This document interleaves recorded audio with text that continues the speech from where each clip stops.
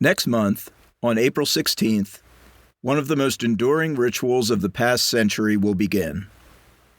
In a sacred ceremony in Olympia, Greece, the birthplace of the Olympics, the rays of the sun will light the Olympic torch, and it will begin its journey to Paris.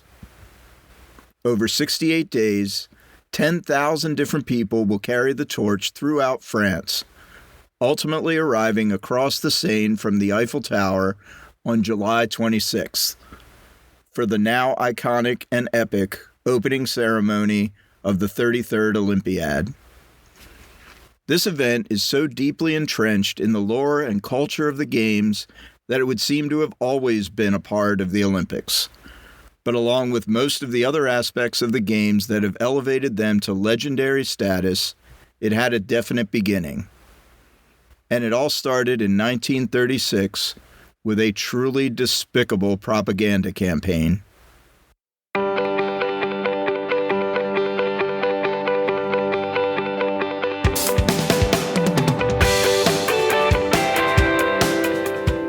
From Pulsar, this is How Marketing Changed the World.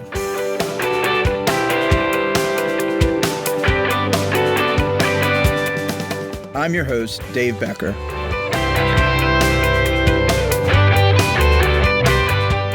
In this episode, the Olympics.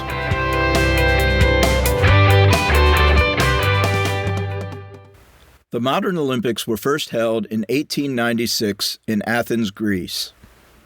Subsequent summer games were hosted in Paris, St. Louis, London, Stockholm, Antwerp, Amsterdam, and Los Angeles. A symbolic fire was displayed above the main stadium for the first time at Amsterdam 1928. An Olympic village for athletes and a victor's podium were added at Los Angeles 1932.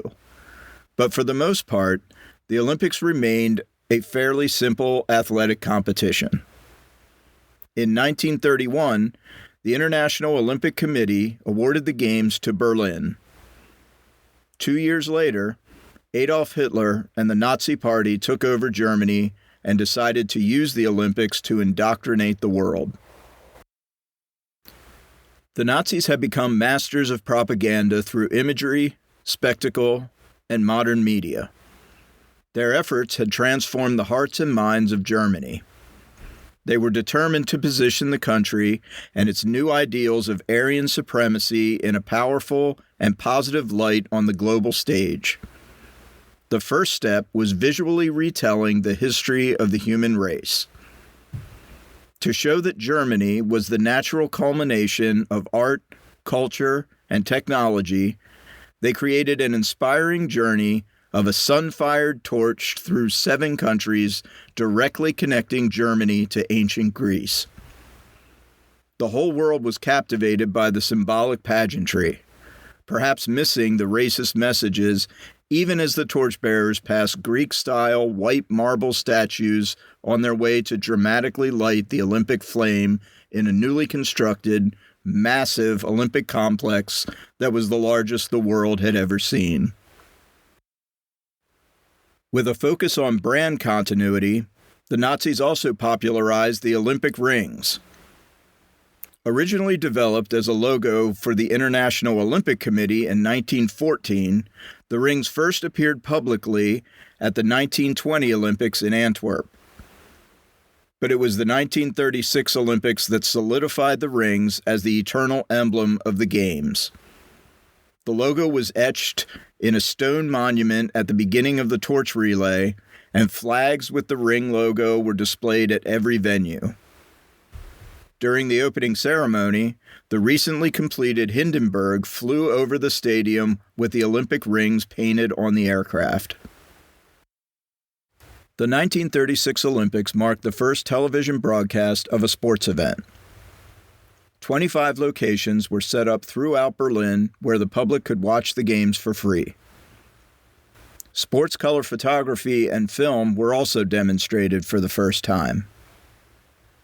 In addition, the Berlin Games were the first to be widely filmed.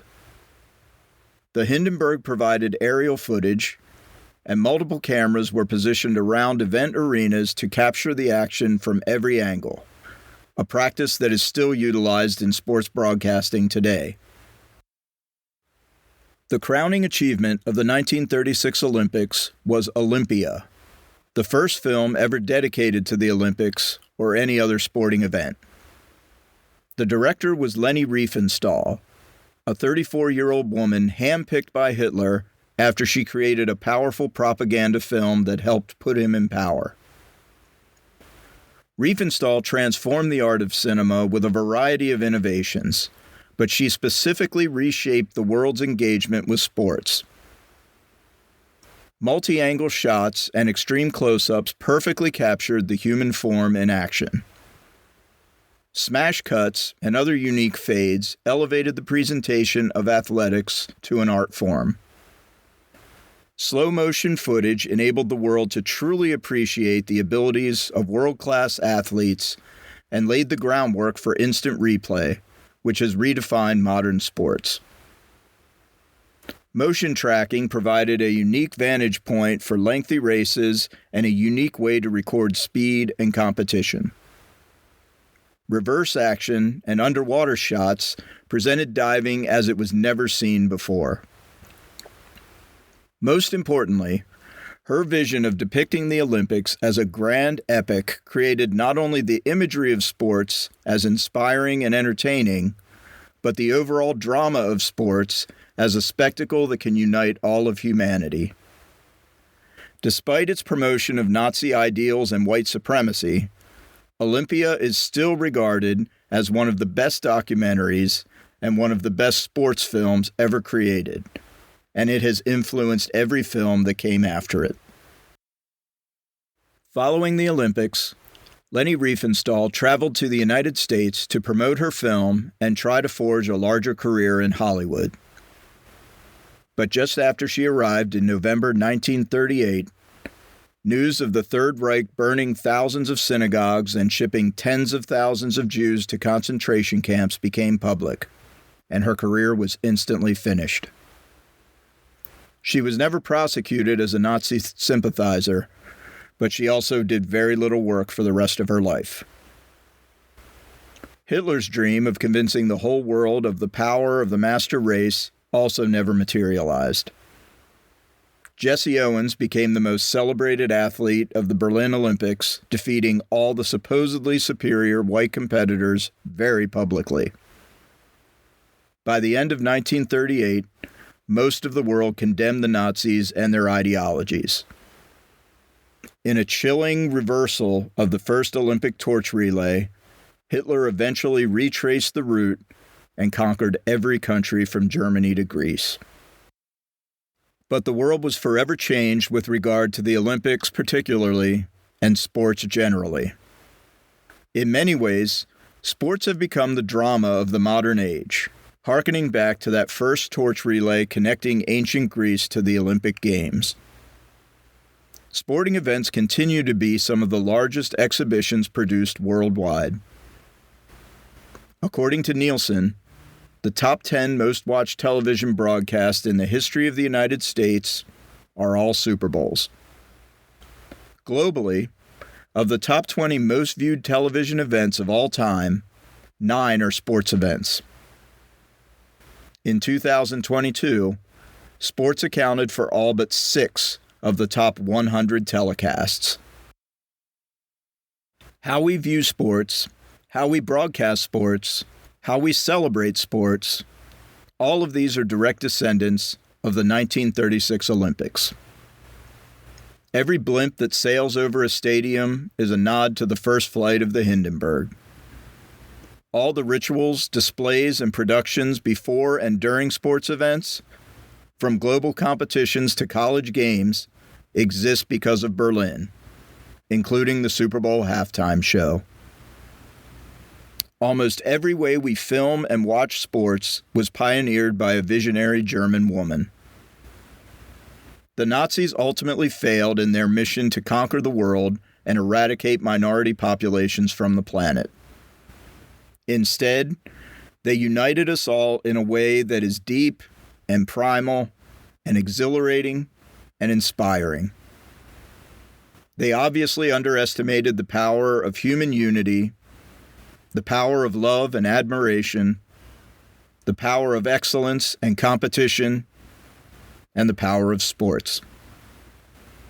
We as humans are probably best encapsulated by the recently updated Olympic motto, faster, higher, stronger, together.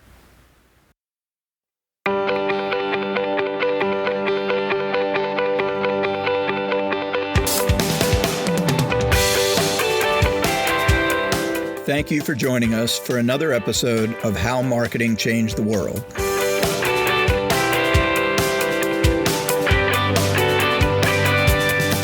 For a transcript of this episode, along with sources, images, and more information, please visit us at howmarketingchangedtheworld.com.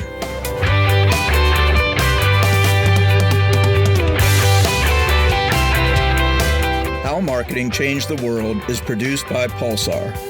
Discover how marketing and data can make your business matter more at pulsarenterprise.com.